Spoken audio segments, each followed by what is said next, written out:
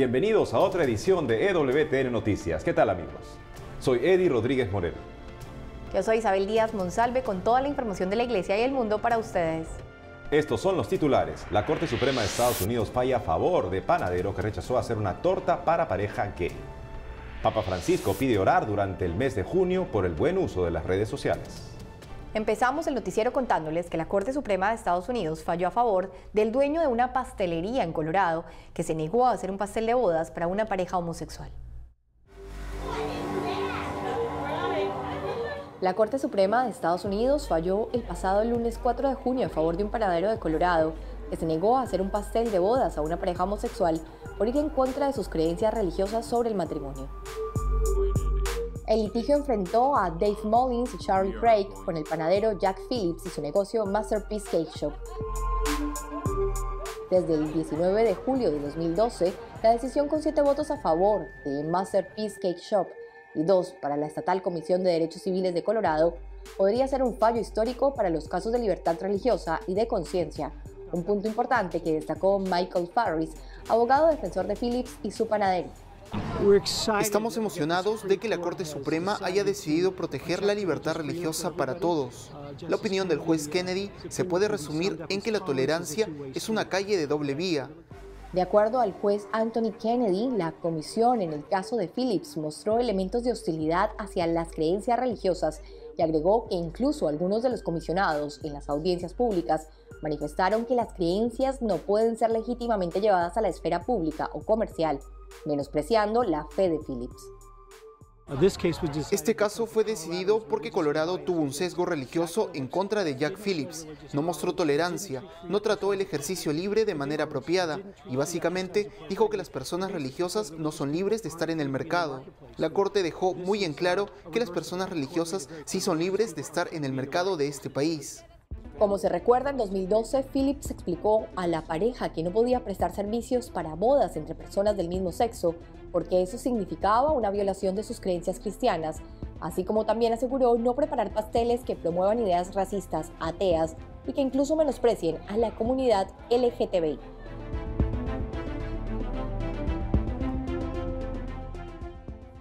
La Corte Suprema de los Estados Unidos funciona por consensos que son dialogados antes de que uno de los jueces sea elegido para escribir el fallo. En este caso, el consenso que se logró entre los jueces fue el de reconocer que la Comisión de Derechos Humanos de Colorado había actuado con hostilidad y prejuicio contra el panadero y que eso es inaceptable. O sea que en adelante sería inaceptable que se actúe con prejuicio contra la religión o la conciencia o la filosofía de vida de una persona. Pero aún no ha sido sentado por este fallo el derecho de la persona a no ser obligada a participar en un evento que contravenga su conciencia. Así es, Eddie, o sea, el fondo de todo esto no está zanjado, todavía queda mucho que decir. Digamos que esta es una primera victoria que se le da a este pastelero y efectivamente por eso es un motivo de celebración con él y con las personas cercanas también a él, pero hay muchas personas que siguen luchando por esa libertad religiosa, porque el fondo sea respetado, que es justamente esto que tú dices, que las personas puedan negarse a participar en un evento contrario a su conciencia. Sí, el modo en el cual el fallo está formulado, según algunos observadores, podría ser utilizado justamente como una licencia para perseguir en adelante a personas como este pastelero, siempre y cuando no se manifieste, no se exprese en esa querella un elemento de prejuicio antirreligioso. Así es que todavía queda mucho por hacer en este caso. Así es, amigos. Y en otras noticias, el Papa Francisco sostuvo una audiencia con miembros de la asociación que lucha contra la distrofia muscular y destacó el papel que desempeñan al asistir con caridad a los afectados por esta patología. A voi tutti, responsabili, soci e volontari, dico grazie. Grazie per il vostro impegno. En una audiencia realizada en el Aula Pablo VI del Vaticano, con miembros de la Unión Italiana de Lucha contra la Distrofia Muscular, el Papa Francisco destacó la labor que realizan los representantes de esta asociación y les agradeció por estar al servicio de las personas afectadas por esta y otras patologías neuromusculares. El pontífice manifestó que al estar al lado de quienes padecen esta patología, garantizan una asistencia amigable. En ese sentido, Francisco agregó que la rehabilitación física puede y debe ser acompañada por una rehabilitación espiritual, llena de gestos de cercanía, para luchar no solamente contra el dolor físico, sino también contra el sufrimiento del abandono y el aislamiento. De igual manera, el Santo Padre aprovechó el encuentro para alentarlos a seguir por este camino, convirtiéndose cada vez más en testigos de la solidaridad y la caridad evangélica. Finalmente, el Papa recordó a los miembros de la Unión Italiana de Lucha contra la Distrofia Muscular que están llamados a ser un gimnasio de vida, sobre todo con los jóvenes, contribuyendo a educarlos en una cultura de solidaridad y acogida que esté abierta a las necesidades de las personas más frágiles.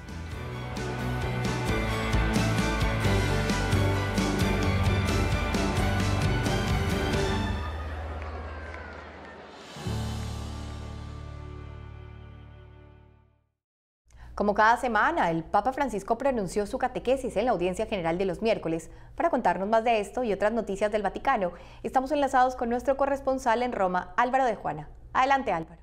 Cooperar con la comunidad cristiana y estar más unidos a la propia Iglesia. Estas fueron las dos propuestas que lanzó el Papa Francisco durante su última catequesis en la audiencia general en la Plaza de San Pedro, una plaza a rebosar de gente, animadas además por el buen tiempo de estos días aquí en Roma. De nuevo, la catequesis estuvo centrada en el sacramento de la confirmación. Si os parece, vamos a hacer un breve repaso a las palabras del pontífice.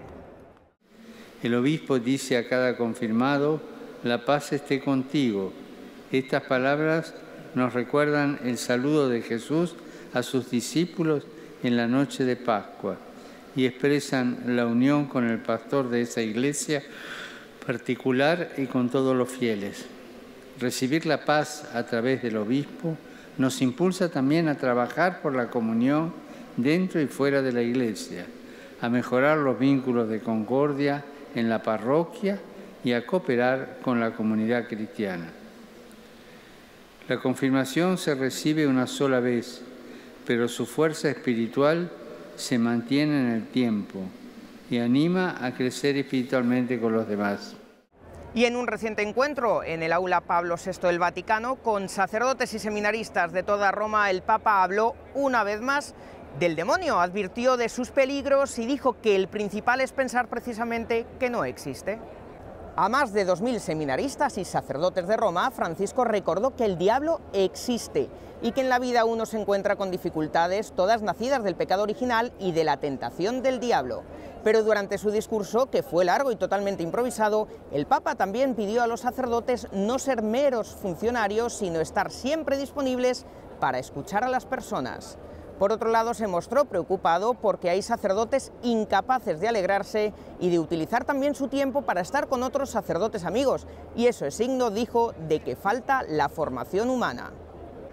Edi Isabel, gran preocupación del Vaticano y del Papa Francisco en concreto por el desastre natural a raíz de la erupción del volcán de fuego en Guatemala, un drama que ha causado ya más de 60 víctimas y numerosos desaparecidos. El Papa Francisco ha querido estar cerca de las víctimas, de sus familiares y de todos aquellos que están llevando a cabo las labores de rescate. Ha enviado un telegrama en el que dice lo siguiente.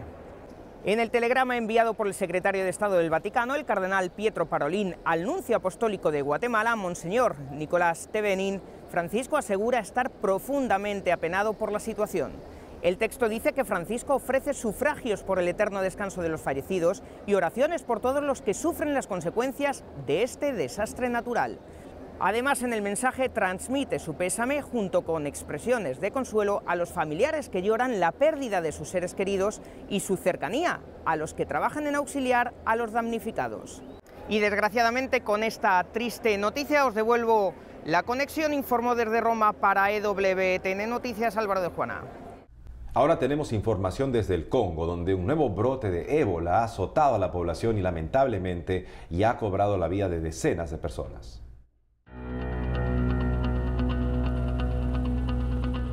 Cientos de personas recibieron vacunas contra el ébola en 3 zonas donde se detectaron 54 casos, posiblemente con el virus mortal. Así lo dio a conocer el Ministerio de Salud de la República Democrática del Congo.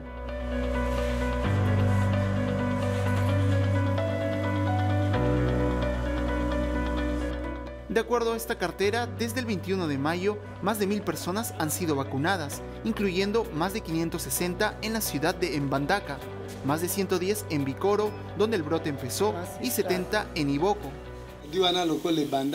Esta es una enfermedad difícil de abordar, ya que comenzó en Bikoro, que se encuentra en el interior del país.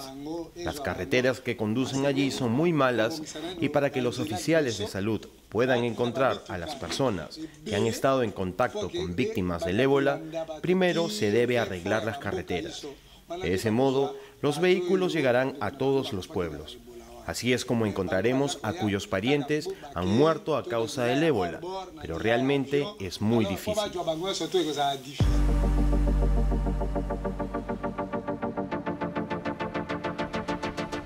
Desde que se confirmó a inicios de mayo el rebrote del ébola en el Congo, la enfermedad ha dejado hasta el momento 25 personas fallecidas.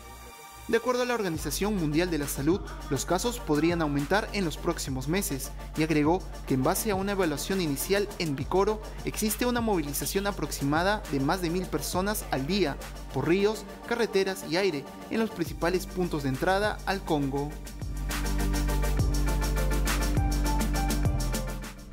Muy triste lo que está sucediendo en República Democrática del Congo, y justamente con esta noticia queremos mostrarles una fotografía en la que se puede ver a un obispo, a Monseñor Fridolin Ambongo, quien está impartiendo la bendición a un sacerdote que ha sido puesto en cuarentena por contraer el ébola en República Democrática del Congo. Él es el padre Lucien Ambunga y ha conmovido mucho las redes sociales, Eddie, porque las personas pues están deseándole la pronta recuperación al sacerdote, y también el sacerdote se contagió del ébola tras atender a un moribundo, así que conmueve mucho las redes sociales por eso. Así es, Isabel, como comentó la líder provida Obianuju Ekeocha, esta es la iglesia en África. Sin dudas está llena de fe, dependiente de Dios, humilde, ansiosa de seguir a Jesús. Y vemos que siguen a Jesús muy de cerca en la primera línea de estas emergencias, precisamente los miembros del clero, los sacerdotes que tienen eminentes, ilustres predecesores. Pensamos en el padre Damián de Molokai, estábamos conversando eso entre cámaras, que entregó su vida para levantar espiritualmente una comunidad de leprosos aislados. Pues así es, amigos, las epidemias, las emergencias pueden sacar lo mejor de nosotros y sacan lo mejor de esta iglesia que peregrina en África. Y en esos momentos son los momentos en que más se necesita al Señor. Así que nosotros oramos también por la pronta recuperación del sacerdote y de todas las personas que están sufriendo de ébola en este momento en República Democrática del Congo. Por otro lado, ya se publicó el 6º video de las intenciones de oración del Papa Francisco para el mes de junio, en el cual el pontífice pide rezar para que las redes sociales favorezcan la solidaridad y el respeto del otro en sus diferencias.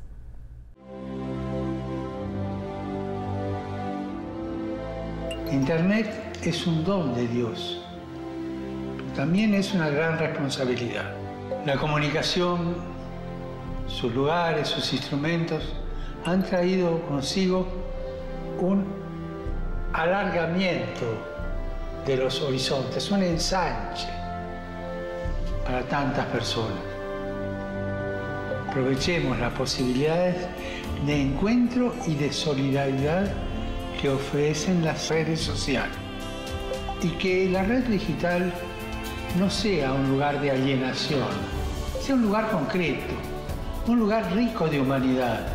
Pidamos juntos para que las redes sociales no anulen la personalidad de cada persona, sino que favorezcan la solidaridad y el respeto del otro en sus diferencias.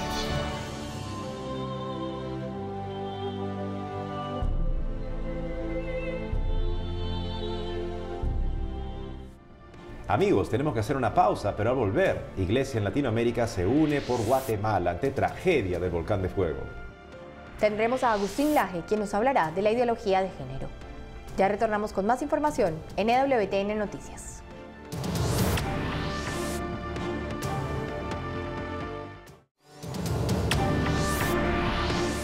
Continuamos con más información. Los obispos de diversos países en América Latina expresaron su solidaridad y cercanía con Guatemala ante la tragedia ocasionada por la erupción del volcán de fuego, que ha dejado más de 60 personas fallecidas. La erupción del volcán de fuego en Guatemala a inicios de junio ya ha cobrado la vida de al menos 65 personas y cerca de 1,7 millones han sido afectadas por el desastre natural. Ante esta terrible devastación, la Iglesia en América Latina se unió para solidarizarse y expresar su apoyo al pueblo de Guatemala.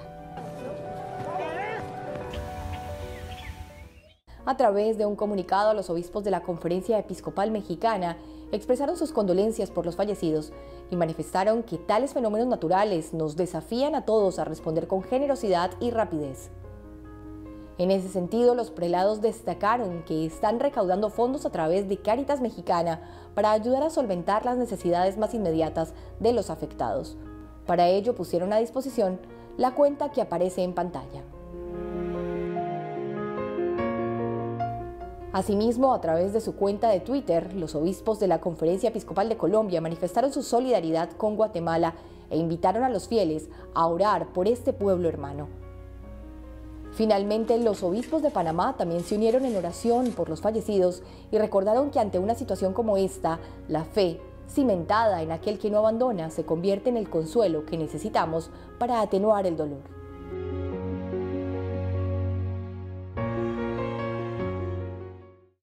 Un hermoso gesto que muestra la unión de la Iglesia. Todos nosotros estamos unidos por las personas damnificadas en Guatemala por el volcán de fuego y también seguiremos rezando y colaborando en todo lo que se pueda. Por otro lado, la Iglesia en México renueva esfuerzos para contribuir en la construcción de la paz en el país mediante una iniciativa que movilizó a miles de personas.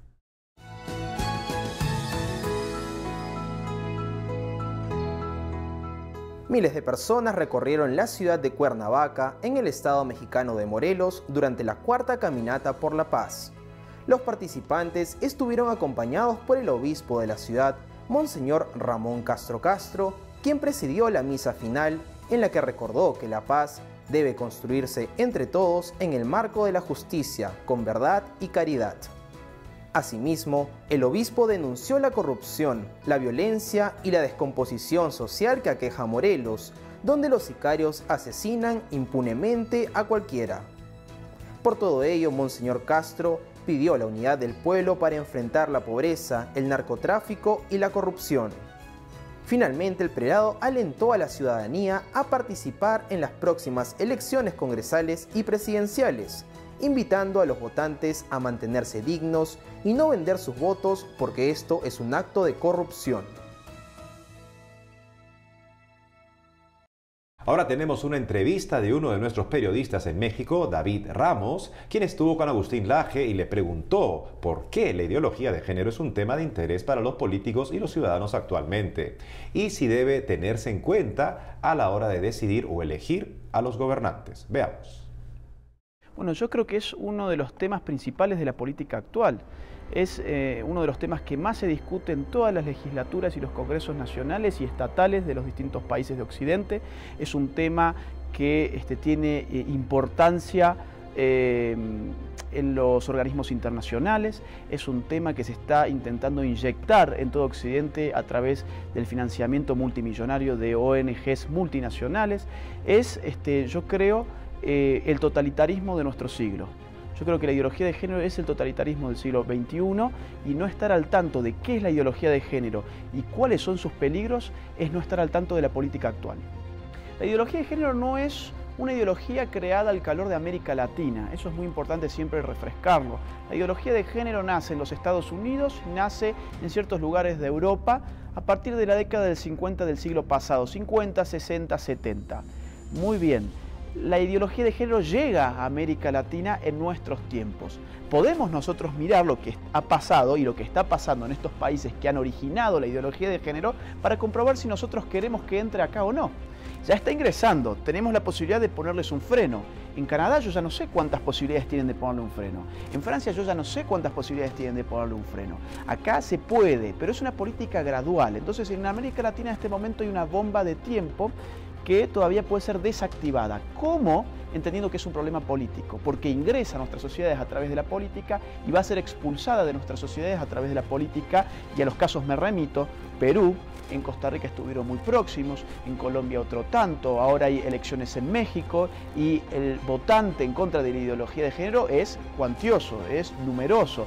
Así que lo único que falta es expresarnos, saber cómo hacerlo y hacerlo en masa, organizadamente.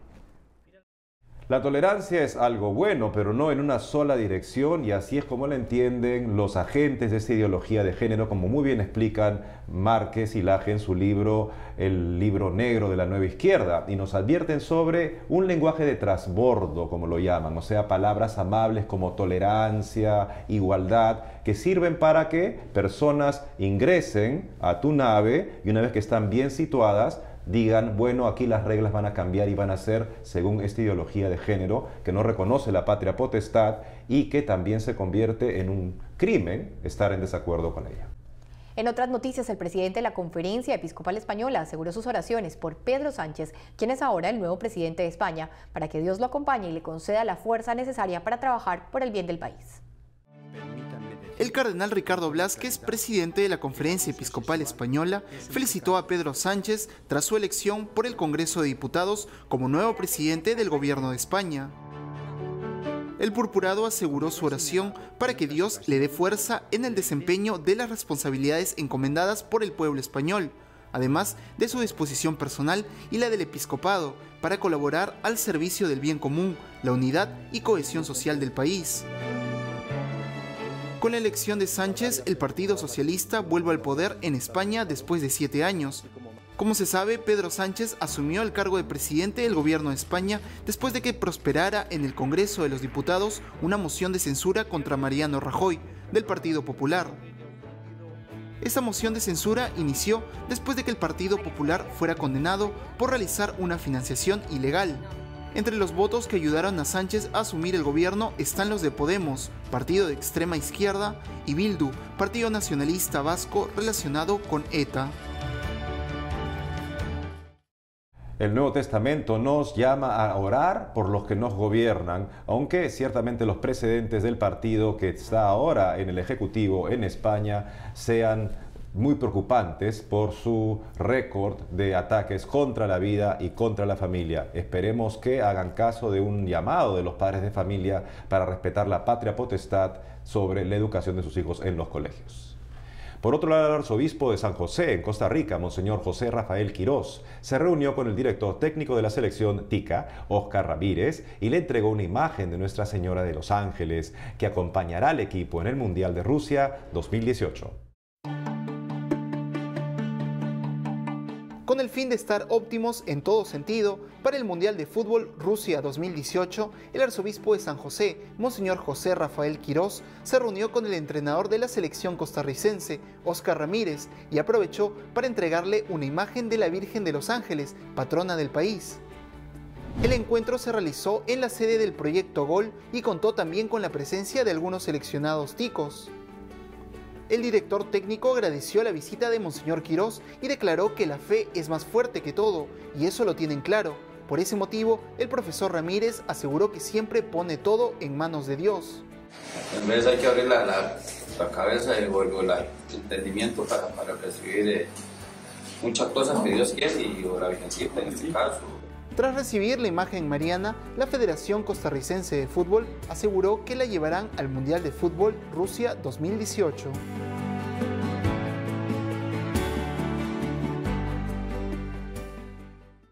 La Fundación Canto Católico acaba de lanzar su nueva producción a propósito de la fiesta del Corpus Christi. Se trata de otra hermosa contribución a la renovación de la música litúrgica.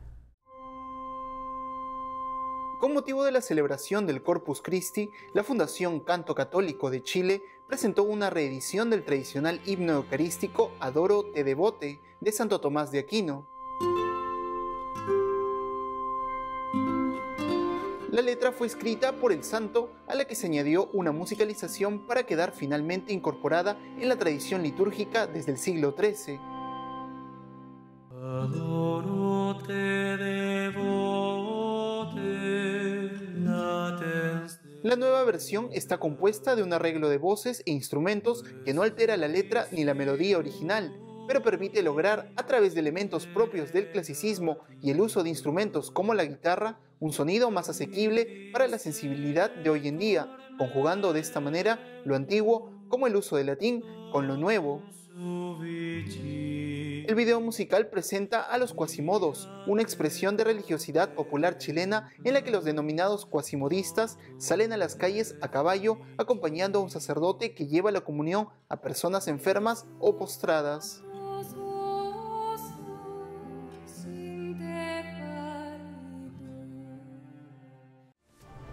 Nos alegra mucho terminar el noticiero con este hermoso canto en el que nos eleva y nos acerca muchísimo al Señor. Esta oración es preciosa de Santo Tomás de Aquino, el Adoro te devote, que nos lleva a contemplar al Señor justamente en Jesús Eucaristía.